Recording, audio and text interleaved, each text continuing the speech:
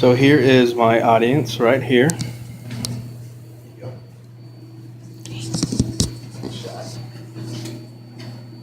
got me? Yep.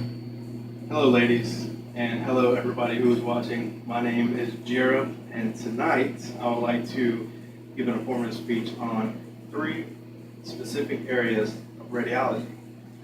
First area would be X-ray, followed by CT and MRI. The reason why these 3 specific areas I'm going to be discussing is because they're generally known by a lot of people. But I'd like to give you a brief history and some important information on how they are used. The first step would be X-ray. Imagine this with me. When surgery is scheduled, leading up to the events of the surgery, doctors aren't going to cut into the patient right away and figure out what they need to do or attack a cancer that's spreading. However, they're going to use 3 different tools such as X-ray, CT, or MRI. The first one would be X-ray. It's fast, it's effective, and it's quick to diagnose a certain part of the body. Let me give you a scenario that happened to me a year ago with my knee surgery. I had a lot of pain in my left knee. I couldn't walk as well. I had a limp. I couldn't run or squat or even bend my knee. Well, after visiting the doctor, the first step they issued was an X-ray.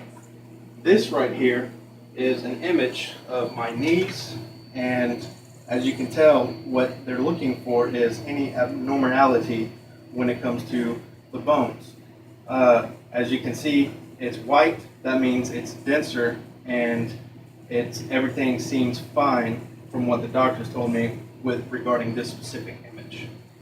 Well, the X-ray, even though it's fast and effective, the next step was physical therapy.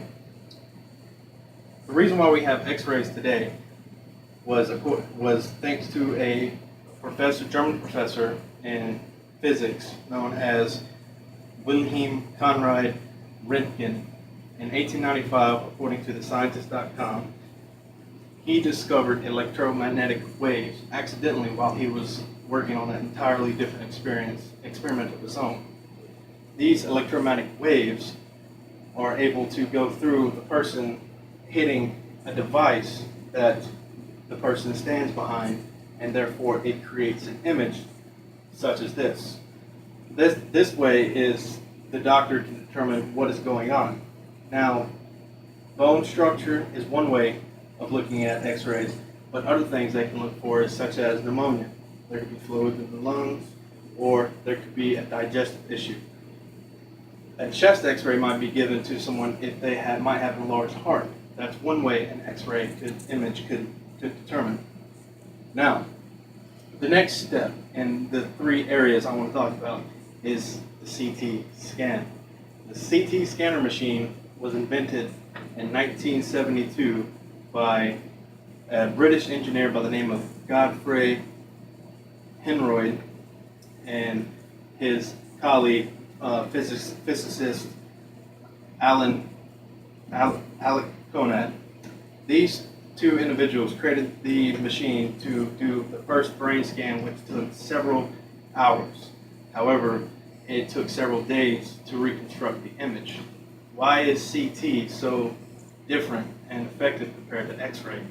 Well, what CT brings to the table is the use of cross-sectional plane. It can take an image and cut it in slices. Imagine a loaf of bread.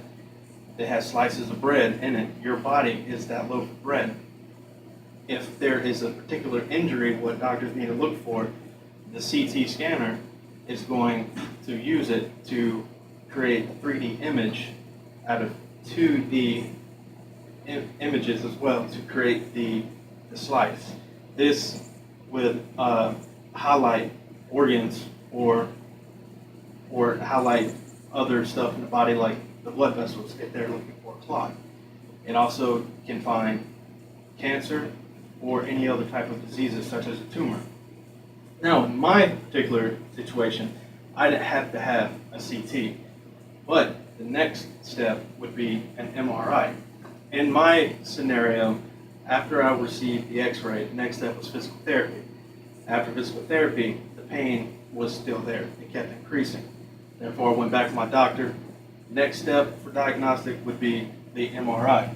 So let me go ahead and show you an image of my knee when I had an MRI taken a year ago.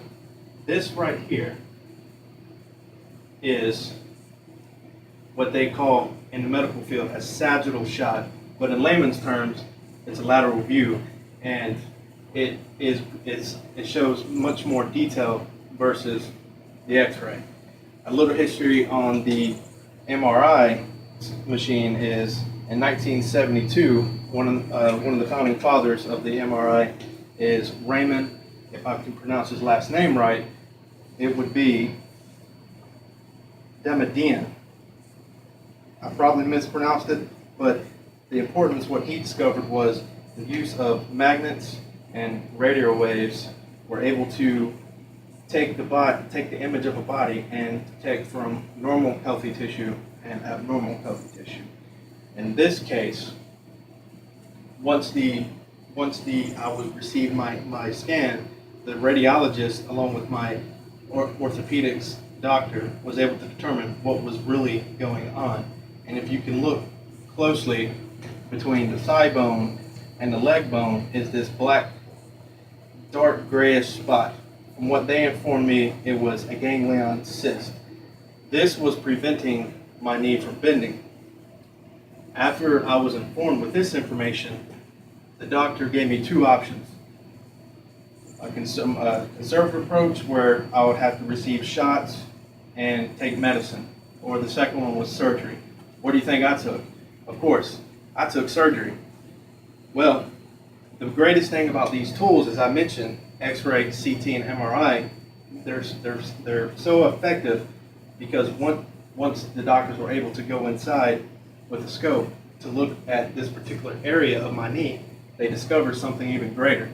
The ganglion cyst got wrapped up in my ACL and it kept growing. And it was so huge that it came as a surprise to my doctors, and they were appalled how I went for a whole year through pain.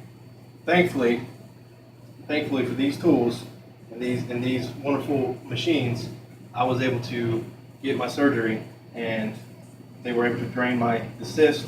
And a year later, I am now pain-free. I can bend my knee. I can even squat. And if it wasn't for these men who discovered, for example, Röntgen, if he didn't discover electromagnetic waves, X-ray wouldn't be invented, and we wouldn't be able to get these images. Believe it or not, whether you're in the medical field or if you're not in the medical field, this right here, radiology, affects us. It affected me, and it affects you or someone you might know, whether they had a stroke, whether they had cancer. These were able to help them fight certain diseases. And that is the information I have for you today.